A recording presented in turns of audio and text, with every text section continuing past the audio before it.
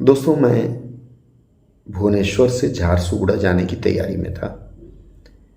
यहाँ से एक जहाज़ जाती है, तो चूंकि कार्यालय के सहकर्मियों से बात हुई तो उनमें से कई लोगों ने बताया कि आप भुवनेश्वर से झारसुगुड़ा हवाई जहाज़ से ना जा कर के ट्रेन से जाएं।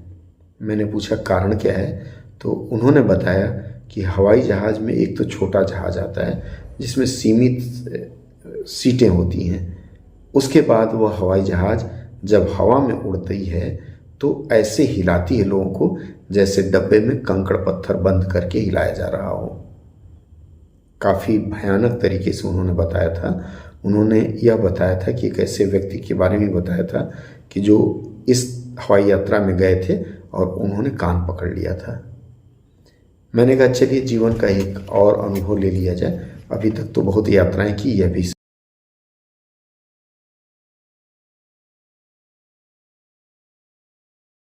क्वेश्चन बने हैं। आपातकालीन स्थिति में केबिन से बाहर जाते हैं तो बताने के लिए कोशिश के साथ लाइट शिफ्ट करिए।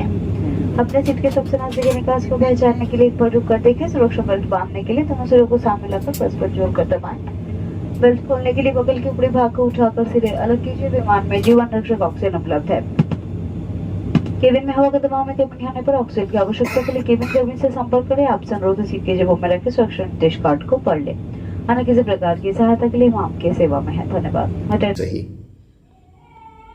हमारी जहाज एयरपोर्ट पर आकर के लगी निर्धारित समय से 2 घंटे विलंब से हम पहुंचे।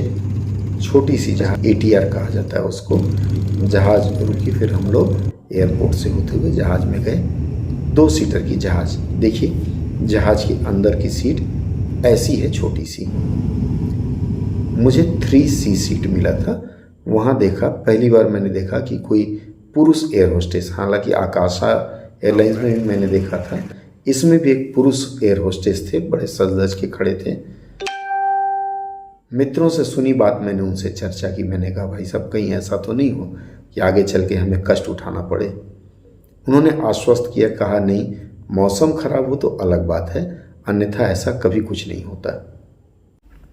जहाज उड़ी, धीरे धीरे जहाज आकाश में पहुंची। बड़ा ही मनोरम दृश्य था।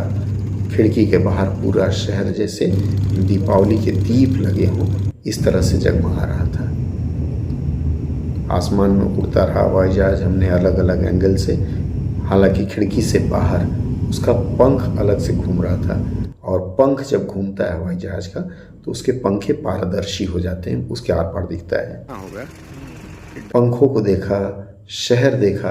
हाँ, बीच में चूँकि इंजन उसका इतना शक्तिशाली होता है कि घड़घड़ की आवाज़ आती थी, लेकिन कहीं कोई खतरा महसूस नहीं हुआ। और फिर हम बड़े आराम से झारसुगुड़ा एयरपोर्ट उतरे और फिर अपने गंतव्य की ओर चल पड़े।